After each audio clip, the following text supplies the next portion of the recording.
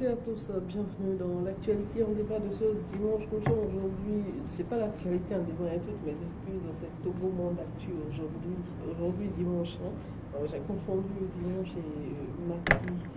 Vous êtes bien sûr dans Togo Monde Actu, le magazine que vous propose la télévision Espoir 47 tous les dimanches à partir de 13h. Aujourd'hui, nous aurons juste la partie invitée de cette émission et nous sommes avec le directeur exécutif de l'association Culture Lingus. C'est avec lui que nous allons échanger pendant pratiquement 25 minutes. Nous allons marquer une petite pause et on revient avec notre invité.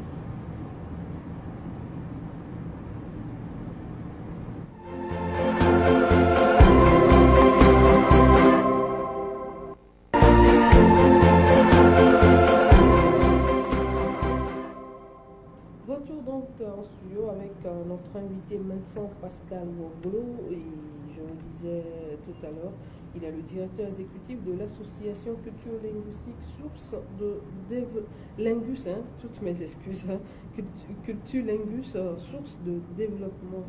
Monsieur Pascal, médecin, bonjour. Oui, bonjour madame et bonjour aux heureux éditeurs de la télévision Espoir 47. Merci d'avoir accepté notre invitation. C'est plutôt moi qui vous remercie. Alors, le thème qui sera débattu aujourd'hui est artisanat togolais, enjeux et défis pour un développement inclusif à la base. Mais avant d'aborder ce thème, nous savons que vous avez un événement en octobre prochain, c'est-à-dire après-demain. Mais en bon, novembre. Oui, en novembre, Oui. plutôt nous sommes en octobre, après-demain. Oui. Alors, mais avant, dites-moi, pourquoi avoir donné comme nom à votre association Culture Lingus? C'est-à-dire que c'est seulement ceux qui ont fait la littérature qui peuvent faire partie de votre association?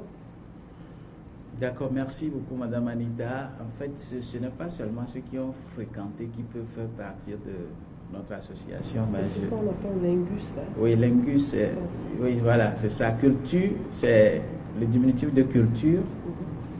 Et Lingus, nous voulons signifier les langues. Et source de développement, quand nous parlons de source, nous voulons parler de l'origine, de la base, de développement. C'est ce que nous voulons dire. Nous savons que les langues sont les portes ouvertes sur les cultures. Et aucun peuple qui néglige sa langue ne peut pas approfondir sa culture. Et bien évidemment, nous remarquons que quand nous arrivons en ville ou après nos études, à la maison, il nous est parfois difficile de parler notre patois, notre langue maternelle à nos enfants. Donc nous luttons plutôt pour la promotion des langues locales et si possible même d'ajouter d'autres en dehors du cabiai élevé que nous connaissons comme les deux langues nationales. Parce que quand nous faisons l'analyse très rapidement pour informer les gens, et les Chinois quand nous les prenons par exemple, les Arabes quand nous les prenons par exemple, ils travaillent dans la langue dans les langues dans lesquelles ils réfléchissent. Bon, cela veut dire que quand tu sais parler même une langue étrangère, il ne peut jamais t'arriver de rêver en français ou en anglais. Tu vas toujours rêver dans ta langue locale en fait. On ne sait jamais. Mais, bien évidemment. Par exemple, quand vous me demandez par exemple, madame Anita, de déplier ce papier pour en faire un dessin d'avion ou de bateau, et comment plier, comment le faire, je ne vais pas réfléchir en français en fait. Mais pour l'exprimer, je dois le dire dans la langue que nous pouvons comprendre tous ensemble. Donc ça veut dire que si je réfléchis dans une autre langue, avant de transcrire ou de transmettre l'information dans une autre, parfois il y a les déphasages. Ce qui fait que nos enfants parfois n'arrivent pas à exprimer en plénitude leurs réflexions en fait. Alors, est-ce à dire que nous, je m'inclus dedans, nous qui n'arrivons pas à parler nos langues maternelles, nous sommes déjà exclus de votre association? Nous ne sommes pas exclus. Vous n'êtes pas exclus. Parce que moi, je parle une langue du Togo, mais je ne parle pas ma langue nationale, ma langue maternelle. Oui, mais nous encourageons plutôt qu'on puisse parler plusieurs langues de notre pays parce que, quelle que soit la manière dont tu peux parler le français, tu ne peux pas connaître le nom de tout chose qui tourne autour de toi en français. Bien sûr. Ce n'est pas Il y a notre des langue. choses, on se dit, il n'y a pas ça Voilà. en français. Voilà. Alors que quand vous cherchez bien, le nom existe. Hein, Voilà, mais justement. on est tellement habitué à l'appeler dans notre langue maternelle. Voilà. Donc, il est même parfois compliqué aux gens de compter 1, 2, 3 jusqu'à 100 dans leur propre langue, en fait. C'est dangereux. Donc, ça, à tout moment, il peut nous arriver de perdre la langue internationale ou la langue qui est officielle, la langue d'étude, mais quand nous perdons ce qui ne nous appartient pas, néanmoins, gardons ce que nous avons. C'est ce sur quoi nous luttons. Maintenant, sur le plan culturel, quand tu vends un pays Tim, par exemple, tu ne peux pas comprendre leur culture quand tu ne comprends pas leur langue. Donc, par là, nous voulons juste dire, pour résumer, que Pourquoi seulement pays? c'est juste un exemple banal que bon, quand vous aimez bien Palimé, d'accord. C'est pas que j'aime bien Palimé, c'est parce que je suis de là. D'accord, ok. Moi, je suis de Haute. Donc, quand je vais à Haute, par exemple. Non, ma langue, elle est prioritaire. Ok, c'est pas grave. C'est pas grave. Donc, c'est ça. Donc, ce que nous voulons exprimer, en fait, c'est que les langues sont les portes ouvertes sur les cultures et il faut privilégier ces langues-là.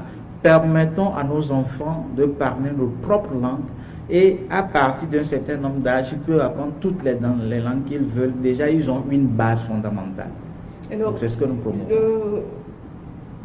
De l'autre côté, on se dit, quand on parle, Mina par exemple, Oui. arriver en groupe ou quoi, alors on va prendre mon enfant pour quelqu'un qui n'a pas été à l'école, quelqu'un qui n'est pas civilisé, donc on se dit, il faut lui apprendre à parler français comme ça, à arriver dans un groupe entre amis et autres, là, nos enfants peuvent facilement parler français. Je comprends, mais ce que nous devons savoir, que mon enfant s'exprime très bien français. ce que nous devons savoir aussi, c'est que nous avons grandi à un niveau donné avec le signal à l'école, avant de commencer par apprendre le français. Ça. Et quand nous commençons par apprendre le français, nous savons pourquoi il faut conjuguer le genre, le féminin, le masculin. Nous savons quel accord donner, par exemple, aux adjectifs quand il s'agit du féminin ou singulier. C'est-à-dire que nous avons appris la qualité, la langue en qualité, puisque nous avons déjà appris des bases qui nous ont permis de l'exercer et de l'adapter. Les enfants qui ont commencé par parler le français dès le bas âge, allez-y voir comment ils évoluent dans leur cursus scolaire. Il va de soi qu'ils mélangent parce qu'ils sont déjà habitués à une manière de parler. Donc, avec les accords, ils peuvent l'apprendre, mais on sent comme si l'enfant pense qu'il connaît déjà et il ne prend plus ça au sérieux, en fait. Donc, il y a ce souci-là que nous ne voyons pas. Et l'autre aspect aussi que nous incluons dans nos actions, c'est l'utilisation de la téléphonie mobile, de l'ordinateur, où les gens se permettent d'abrévier les lettres n'importe comment. Au lieu que ça nous accompagne plutôt à découvrir l'orthographe réelle des mots, ça nous aide plutôt à nous affaiblir en matière d'orthographe. Quand, à notre temps et au temps de nos parents, de nos grands frères, de nos aînés, quand on parle de la dictée question, parfois, quand tu fais trop de fautes, c'est 3-4 ans. Mais aujourd'hui, il faut essayer avec les universitaires, mais vous allez voir. Donc, parce qu'on est habitué justement à cela. Donc, c'est ces éveils de conscience que nous menons dans ce cadre d'activité pour dire aux gens qu'en fait, quel que soit ce que nous faisons, ce que nous disons, il faut quand même revenir à la source. Je donne souvent ces exemples que les gens ne comprennent pas. Quand nous prenons un artiste comme King Meksan, un artiste comme Toufan, un artiste comme Père à son âme, Jimmy Hope, moi, j'ai suivi leur intervention, leur historique. J'ai compris que c'est des gens qui se sont enracinés dans la base, dans l'originalité. Justement. Et maintenant, ça veut dire qu'ils tirent ces valeurs de l'originalité, en fait. Et ça fait son renom. Aujourd'hui, on ne peut pas parler de la popularité ou d'une référence parce qu'il a fréquenté, il a de grosses études. Il a fait de grandes études, mais quand même, de par ce qu'il a accepté faire naturellement et de manière originale, ça l'a poussé très loin. Les Toufan, quand je veux donner l'exemple des Toufan, vous allez voir, il y a une danse qu'ils avaient créée intitulée Koulkache. Koulkache, là, quand vous êtes du terroir et vous connaissez certains pas de danse, vous allez comprendre que Koulkache, c'est une combinaison de Gahou et de Kikan. Le mouvement, en fait, c'est Gamou et Kikan, à peu près. Ceux qui s'y connaissent doivent comprendre. À base de... Je connais, mais Gamou, là, je ne connais pas. Gamou, c'est comme Kikan façon. C'est les mêmes pas de danse pratiquement. Donc, à partir de là, imaginez comment ça fait le tour du monde, cette danse-là. Bon, quand je reviens maintenant à Jimmy Hope, qui n'est plus de notre son âme, j'ai appris une fois, il a dit que son rock and roll qu'il chante, il a tiré la source, l'inspiration d'une chanson lors de l'indépendance. Et il avait donné ça en comment l'appelle-t-on? Quand il faisait l'émission, il avait dit ça. Et ça veut dire qu'il a une source, il est attaché à quelque chose. Mais contrairement à nos jeunes frères qui chantent les hip-hop, les R&B, c'est bien, mais ce n'est pas ça en fait. Parce qu'il y a une partie originale qui manque en fait. Donc, si nous nous concentrons... Ils ont des tests en EV, en Milan, en Caviar. Il ne suffit pas seulement d'avoir des tests en langue locale, mais c'est le rythme en fait. Je veux parler du rythme. Même quand nous allons un peu vers le nord, les artistes qui ont choisi le rythme traditionnel pour faire leur chant, leur chanson. Mais ils ont vraiment, quand tu arrives dans le milieu, ce n'est pas en fait parfois là ce que la personne dit, mais c'est le fait que les gens s'y retrouvent dans le rythme là. Voilà. Alors, qui peut faire partie de votre association? Tout le monde. Tout le monde, les enfants. On dit culture linguistique. Oui. C'est juste une dénomination, donc ça n'exclut personne. Tout le monde. Tout le monde. Sans exception. Quelles sont les conditions? Les conditions, je suis comme les associations, c'est une société civile, il faut les frais d'adhésion. Les cotisations parallèles annuelles, personne ne respecte, ce n'est que 2000 francs. Et quand vous donnez les frais d'adhésion de 10 000 francs, vous avez droit à une carte de membre renouvelable chaque 3 ans, avec les cartes de visite en plus. Et les t-shirts font partie des frais supplémentaires si vous les désirez en fait. Alors, vous organisez un événement en novembre prochain, je l'avais dit, c'est dénommé Déclic, c'est ça? C'est Déclic ou Déclic? C'est la Déclic. C'est la Déclic, hein? La Déclic. C'est quoi? Bon, la Déclic, c'est un concept. De quoi? Déclic, voilà. Bon, quand nous parlons du déclic, tout le monde comprend que c'est...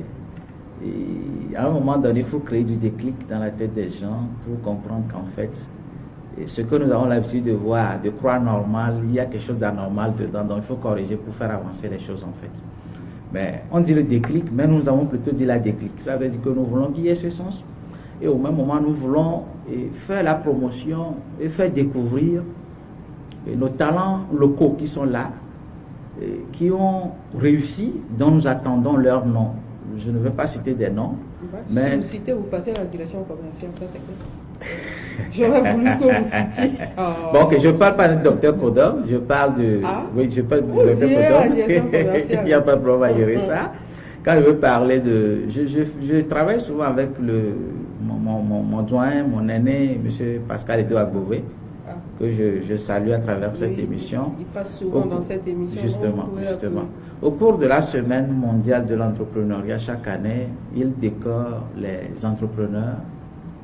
Et quand vous découvrez l'histoire de ces entrepreneurs qu'il a eu déjà à décorer, je veux parler du Dr Gao, il y en a plein, même le DG de Hipnet et Madame Kajaka, beaucoup de ces personnalités, quand vous apprenez leur histoire par rapport à leur position aujourd'hui, ça veut dire que au-delà de ce qu'on voit aujourd'hui, de ce qu'ils sont devenus, il y a des étapes à franchir.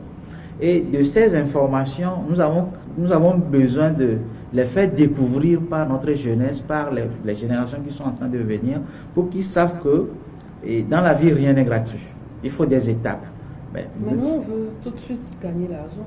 Justement. On n'a pas la patience, on n'a pas de vision, et puis on veut faire tout ce qu'on peut gagner tout de suite, sans vraiment avoir une planification de ce qu'on veut devenir, ce qu'on veut faire. Maintenant, quand nous arrivons à partager l'histoire, les difficultés, l'endurance de ces leaders-là par eux-mêmes parfois au cours de nos activités, ça peut être une inspiration, ça peut créer du déclic pour certains. Et nous ne sommes pas sans savoir que c'est ceux qui sont avec nos pays que nous connaissons, que nous découvrons par moments, dont nous méconnaissons même leur histoire. Il y a des Togolais qui ont réussi par excellence à l'extérieur que nous ne connaissons pas. Mais nous disons que ceux qui ont eu le courage de rester au pays malgré les difficultés pour braver tout ce qui a été comme embuscade, a été comme obstacle et devenir maintenant des employeurs, des DG des entreprises, il faudrait que nous puissions quand même arriver à parler d'eux. Donc quand nous parlons de la déclic, nous l'écrivons avec DE, CL, 2E et C. Ça veut dire la découverte des citoyens entrepreneurs engagés, courageux. C'est ce que ça veut dire en fait. Alors, au cours de ce sera une formation ou bien des tables rondes, non, une formation. des échanges. C'est une formation de sensibilisation. Alors, vous allez encourager les jeunes à rester Justement, malgré les difficultés. À rester, pas forcément à rester, mais nous voulons quand même partager avec eux les valeurs du patriotisme qui doivent nous pousser à rester chez nous et travailler pour notre pays. Oui, bien sûr. Je suis sûr que vous allez dire ça aujourd'hui. Bien sûr. Et maintenant, nous n'allons pas parler que de ça. Nous avons beaucoup de jeunes qui ont des projets, mais qui ne sont pas en fait des projets, mais qui sont des programmes. D'autres, c'est des plans. Donc, il faut qu'on puisse prendre un projet typique, et de ce projet typique, on décortique, on montre les faiblesses et les forces, les atouts, et puis on accompagne le jeune, on l'oriente, on partage les opportunités de financement de ce genre de projet à ce jeune-là. Et parlant de lui, il y a plusieurs jeunes qui peuvent s'inspirer de ce qu'on vient de corriger par rapport à son projet et commencer par améliorer leur situation eux aussi. Souvent, avant qu'on termine rapidement cette phase, on a l'habitude de dire que ces entrepreneurs-là qui ont eu le courage de rester parce que, entre griffes, leurs parents ont laissé quelque chose comme héritage, donc ils n'ont pas tellement souffert comme quelqu'un qui sort d'une famille vraiment pauvre, qui a envie de faire quelque chose, mais n'ayant pas de soutien et autres, là, à un moment donné, vous allez vous dire, il faut tenter l'aventure. Voilà. Et quand on réalise là-bas, on n'a plus envie de revenir ici. Et par l'ironie du sort, je peux tout de suite vous dire que c'est des excuses qui ne tiennent pas route. Et c'est des choses que nous devons commencer par corriger pour faire changer de mentalité à nos jeunes frères et sœurs. La plupart des enfants des nantis, des riches que moi je connais, n'ont pas réussi. Oui. Réussir ne veut pas dire qu'on puisse avoir de la fortune, qu'on puisse te réserver des grandes villas, des maisons, des terrains, et tu te bases sur ça pour créer de l'emploi, pour devenir important dans la société. Peut-être votre papa a laissé des domaines, par exemple. Je comprends parfaitement. Il vous a appris comment continuer ce qu'il a entrepris. Oui. Comparativement à celui-là qui commence du bas. Oui. Pour s'acheter peut-être un terrain, un demi-lot, jusqu'à arriver à un moment donné où, La plupart, il y a deux cas. Hein. Il y a des gens qui sont nés dans des familles je ne sais pas s'il faut l'appeler de la classe supérieure. Quand tu les entends réagir, quand tu les vois parler, faire tout, c'est des ordres qu'ils donnent et puis ça dit qu'ils ont pris l'habitude, on va le faire, d'accord.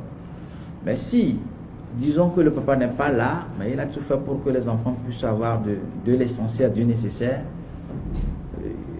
ce n'est pas de la même chose que ceux qui ont souffert pour réfléchir, se découvrir et réussir. En tout cas, ça c'est vrai. Je donne un exemple.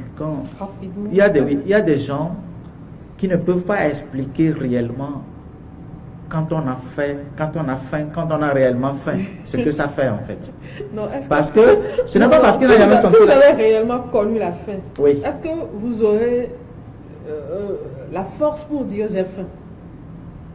Comparativement à quelqu'un qui n'a pas connu la faim, il sent un petit creux. Si je mange à chaque fin quand j'ai faim, ça veut dire que je ne peux pas découvrir comment est-ce qu'on a fait à un niveau donné. Justement, c'est pourquoi. Et parfois, moi, je dis que nous autres, à un moment donné, on n'était pas avec nos parents et à l'école. Quand tu reviens parfois de l'école, même le piment qui reste, quand tu l'écrases, le fait de vouloir mettre ça dans le plat avant de c'est insuffisant, donc tu es obligé de manger directement. Manger directement parce que le fait de vouloir racler ça risque d'être insuffisant. Bon, celui qui n'a pas vécu ça ne peut pas comprendre quelqu'un qui est en train de le faire, ne peut pas quand il le voit le faire, ça ne lui dira pas grand chose. Il peut comprendre à sa manière, mais c'est l'expérience qui fait la différence. Donc là, c'est pourquoi moi je dis que, et je vais finir rapidement comme ça.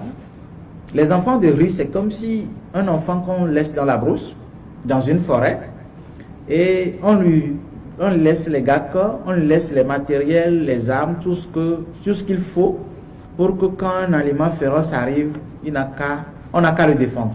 Cet enfant ne va jamais réfléchir à se défendre parce qu'il voit que tout est là, il est là parce qu'il sait qu'il est protégé. Mais contrairement à un enfant qui se retrouve dans la forêt, en face des animaux féroces et en danger, il aura le temps de réfléchir pour voir comment est-ce que je peux faire pour m'en sortir. Alors, je le disais en début d'émission, le thème retenu aujourd'hui est artisanat togolais, enjeux et défis pour un développement inclusif à la base. Là, j'ai juste 2 questions. Oui. On parle des enjeux. Voilà. Quels sont les enjeux pour un développement inclusif? Et les enjeux sont à plusieurs niveaux, mais compte tenu du temps, nous allons juste aborder quelques aspects. Et selon nos analyses et nos apports par rapport aux hommes de terrain que nous sommes, nous comprenons que la plupart des initiatives qui sont prises à l'égard de nos artisans ne sont pas bien comprises à la base et ils n'ont pas une vision à long terme et ils n'accompagnent pas l'essentiel de l'objectif qui pousse les initiateurs, les structures qui les accompagnent en ce sens. Et, par exemple, j'aime souvent parler avec exemple pour aller rapidement.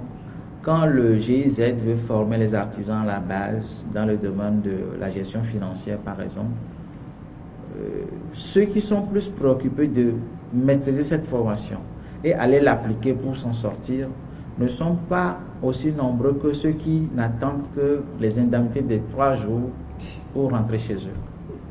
Ça, c'est juste un exemple. Je n'insulte personne, mais c'est ça la réalité malheureusement. L'autre faiblesse aussi, quand nous parlons d'enjeux, quelque soit dit que c'est des faiblesses, c'est que les initiatives qui sont prises aussi parfois ne répondent pas complètement à nos réalités. Quand ces projets sont développés et conduits par ceux qui ne sont pas de chez nous, par exemple, je veux dire les Occidentaux, nous n'avons pas les mêmes réalités qu'eux. Ils pensent que c'est de cela que nous avons besoin, mais nous avons besoin d'autre chose meilleure que ça. La preuve, je dis souvent ça dans plusieurs de mes émissions, que quand on veut chercher les parents qui n'ont pas de nationalité en Europe, je ne sais pas si on peut trouver 15%. Mais chez nous, on peut trouver jusqu'à 90% des parents qui n'ont pas de pièce d'identité. Parlons des enfants, mais des enfants n'en parlons même pas. Et même partant de la pièce d'identité comme la naissance, même les gens n'en ont pas. Donc, si nous voulons nous baser sur les conseils, les pratiques et les besoins qu'expriment nos partenaires vis-à-vis de ce que nous devons faire, nous risquons toujours de passer à côté de ce que nous devons faire normalement. Donc, ça voudrait dire qu'on doit revoir tous ces enjeux-là pour voir comment est-ce que nous pouvons réadapter ça aux réalités de chez nous. Et pour revoir ça, est-ce que vous avez forcément besoin de quelqu'un venant de l'extérieur ou bien c'est entre artisans que vous devez réfléchir? Entre artisans aussi, l'autre faiblesse, c'est que nous devons comprendre que c'est des gens qui sont beaucoup dans un système classique qui n'évolue pas tellement. Quand je dis ça n'évolue pas tellement, aujourd'hui nous déplorons à notre niveau qu'il faut que les syndicats, les chambres puissent revoir le nombre d'années de formation des apprentis. Parce que quand tu vas pour un apprentissage, on peut t'apprendre certaines choses rapidement pour que tu maîtrises, mais on te prive de ces connaissances-là pendant une longue durée avant de commencer parce que c'est comme ça que ça se faisait. Et les enfants font plus de 3 ans, 4 ans, 5 ans avant de finir leur... Moi j'ai beaucoup souffert. Alors que ça ne devait plus être le cas. Est-ce qu'aujourd'hui, ça m'amène à une petite question. Oui. Est-ce qu'aujourd'hui, si je me rends dans un atelier de couture, par exemple, pour une formation, oui. Si la patronne me demande d'aller laver les vêtements de son mari et de ses enfants, si je dis non, est-ce que je suis dans mes droits? Là, parlons de droit, là, nous allons sur un autre terrain que nous risquons de ne pas maîtriser parce que nous ne sommes pas des juristes. Mais vis-à-vis des droits des enfants... Non, selon vous, à Selon- votre niveau, selon moi- est-ce qu'il y a des tests à votre niveau qui autorisent les patronnes, surtout, à envoyer les apprentis chez elles, faire le ménage et autres? Bon, je vais rectifier quelque chose. Nous n'avons pas ce pouvoir d'encadrer, d'organiser ce secteur, et parlant d'un cadre qui doit donner le droit à un patron de faire ceci, de ne pas faire. Mais nous nous approchons juste d'eux. C'est eux que nous invitons souvent à nos séances de sensibilisation d'information pour leur faire comprendre en fait que les pratiques qui se faisaient avant, tout ne doit plus se faire actuellement parce que les choses évoluent. Quand vous maintenez un enfant de lundi jusqu'à dimanche, de lundi jusqu'à samedi, non, peut-être que dimanche ou bien de lundi. C'est de mardi à dimanche. De mardi à dimanche, c'est un lundi. Même les lundis, on prend ça aux enfants pour aller au centre. Maintenant, l'enfant là, par exemple, n'a pas les parents. L'enfant là n'a personne pour le soutenir. Si c'est une jeune fille, elle risque de s'adonner à un homme, mais ça peut provoquer des grossesses précoces et puis des enfants ça crée des conditions difficiles. Maintenant, pourquoi aujourd'hui, quand nous prenons par exemple où nous savons que c'est chaque jeudi qui est le jour du marché, il faut quand même programmer les enfants s'ils sont au nombre de 5, 10 ou 15 chez son patron, sa patronne, donner une liberté à 5 chaque jour du marché d'aller se faire au marché, d'aller se chercher au marché.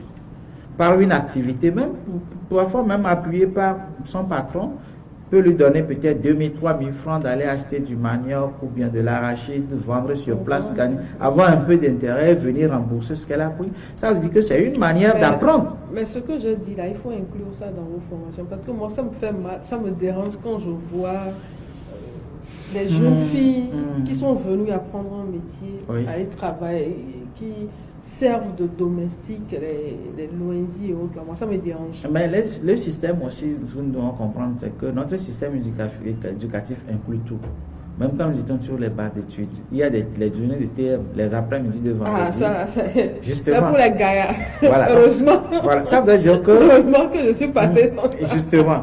Maintenant, ce que moi je pense, c'est que ce n'est pas une mauvaise chose en soi, mais c'est l'abus qui est... C'est une mauvaise chose. Quand je dis que ce n'est pas une mauvaise chose en soi, là c'est parce que vous avez donné un cas précis parlant des hommes, des maris de leur patronne. D'accord. Mais s'il s'agit des habits de ces patronnes, pourquoi pas? Parce que peut-être, je vais vous expliquer, peut-être, je ne défends pas en fait, mais peut-être que c'est par l'étape là que l'enfant aussi peut apprendre à faire quelque chose de meilleur qu'il a appris chez ses parents en fait. Ou bien peut-être n'a pas eu l'occasion d'apprendre certaines choses. Bon, peut-être qu'on ne va pas avoir les mêmes points de vue, mais je pense que quand c'est bien fait, on ne peut que mais c'est possible. Un jour, j'ai vu les filles là. C'est possible. une petite anecdote que je vous raconte. Oui. Je me suis arrêtée. J'étais partie payer un truc dans la maison. J'ai vu ça. Si on me jetait là-bas, elle est versée l'acide sur les habits là. Continuons l'émission. Donc ça veut dire que en fait, ça peut être un compliment pour ces enfants là, si c'est fait dans les normes en fait. Même quand nous parlons par exemple d'un apprenti par exemple, que le patron renvoie à la maison pour repasser ses habits. C'est pas une mauvaise chose, moi, bien sûr. Mais aujourd'hui, je suis venu apprendre le métier chez vous, ou bien je suis venu repasser vos habits. Mais ça doit être, c'est pourquoi je dis que notre système éducatif ou le système africain englobe tout. C'est ce que nous ne devons pas oublier. Combien d'élèves là ont déjà repassé les habits des enseignants? Les enseignants qu'on fatigue de 7h à 17h là. Oui. Combien d'élèves? Mais nous allons dans leur maison prendre de... Ce sont les gaillards et puis ça ne se fait plus maintenant. Pourquoi ça ne se fait plus maintenant justement? Et puis c'était les gaillards. Dieu merci, je ne peux pas. Donc en fait, nous ne pouvons pas juger ça de loin. Il faut quand même qu'on puisse s'approcher d'eux pour éviter des cas d'abus, pour que ça ne se reproduise pas. Mais il faut que les enfants aussi comprennent que en apprentissage, l'essentiel de ce qu'on apprend, c'est la soumission, c'est l'humilité, et ça dit que c'est l'expérience en fait. C'est l'expérience, c'est l'humilité, je suis d'accord, mais il ne faut pas que les patrons et patronnes en abusent. Alors, parlons de défis multiples. Bon, quand nous parlons du défi, c'est que notre système de l'artisanat, les gens n'ont pas toujours compris que nous devons profiter assez des NTIC. Quand nous parlons de NTIC, nous voulons parler des nouvelles technologies de l'information et de la communication. Et nos tablettes, nos portables ne doivent plus nous servir que de communication entre nous et nos familles, mais nous pouvons l'exploiter autrement pour nous faire découvrir par d'autres personnes qui ne savent pas que nous existons. La preuve, quand vous voyez beaucoup de jeunes entrepreneurs, ils ont leur compte Facebook, mais n'ont pas de page, par exemple, et sur les autres réseaux sociaux, ils n'en ont pas. Donc, quand ils partagent leurs produits ou leurs articles dans leur statut ou sur leur page de compte, ça veut dire que c'est seulement ceux qui les connaissent qui peuvent avoir la visibilité de ce qu'ils publient. Mais est-ce que c'est tous qui ont besoin? C'est le cible réel de ces relations. Donc, maintenant, il faut créer un autre système pour quand même permettre de se faire connaître à l'extérieur et par peut-être le boostage, par le paramétrage, l'animation régulière de ces pages-là. Et ce que vous partagez sur ces réseaux sociaux-là, 5 ans, 2 ans, 3 ans, 5 ans après, quelqu'un peut tomber sur ça, peut vous appeler. Mais ils n'ont pas cette culture-là. On a toujours tendance à aller vers les... Bon, je ne veux pas le dire parce que je suis sur un média et puis vous m'avez pénalisé pour ça. Mais on veut toujours se plonger dans les systèmes qui existaient déjà, dont nous n'évaluons pas quelles sont les limites à nos jours vis-à-vis de ce que nous faisons. Donc, ça, c'est des défis à relever. En plus, les défis sont pratiquement liés aux enjeux. C'est le manque d'aller vers l'information. Quand vous parlez plus... que l'information vienne vers... Justement, le manque d'aller vers l'information. Ça aussi, c'est des défis que nous devons relever pour découvrir les opportunités mises en place par l'État, les opportunités que nous pouvons créer, nous pouvons gagner vis-à-vis de nos partenaires comme les ambassades, les chancelleries et même peut-être des partenaires. Parlons justement de nouvelles technologies. Est-ce qu'un jeune entrepreneur aujourd'hui peut se permettre d'être off? Si je dis off, c'est-à-dire off connexion pendant 24 heures? Si. Pourquoi? C'est possible. C'est pourquoi il faut leur faire comprendre, en fait, ce que nous défendons, c'est que ils sont dans leur domaine de compétences, mais ne peuvent pas tout faire à la fois. Si vous avez bien appris à coudre un tissu, un habit, vous n'avez pas le temps de manager l'ordinateur ou l'internet, d'aller sur des réseaux sociaux. Il faut voir quelqu'un qui s'y connaît pour vous le faire. Parce que quand toi tu es occupé à servir les clients... Alors là, vous avez un manager, c'est ça? Pas un manager, mais nous sommes à travers certains cabinets qu'on mettra en contact avec ces artisans-là. Quand ils s'organisent, par exemple, si vous voulez engager un manager ou bien un webmaster ou... comment l'appelle-t-on? Ils sont nombreux, ils se connaissent dans leur métier sur les réseaux sociaux. Il vous serait difficile et impossible de les payer. Mais quand vous organisez par exemple une équipe de 3, 4, 5, 10, ça vous permet que le minimum que vous contribuez, ça peut permettre à celui qui vous fait le travail, le cabinet, de vous servir. Mais nous remarquons souvent que nos artisans n'ont pas, je ne sais pas si c'est l'envie qui manque, c'est la volonté, c'est quoi, mais aiment évoluer en solo. Mais individuellement. On ne les voit pas souvent en équipe. Pourquoi? Vous Non. qui avez la chance de les côtoyer, pourquoi? Non, en fait, les artistes sont dans un autre monde. Les artisans sont dans un autre monde parce que parfois, quand vous vous approchez de ce que vous leur proposez, ce n'est pas de la même manière qu'ils voient ça. Il y a d'autres qui le sentent, mais il est difficile. Ça fait partie aussi de notre culture.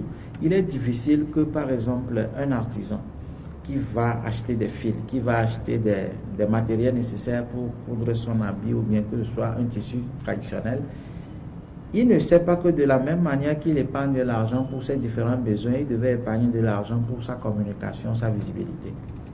Ça ne fait pas partie de notre culture.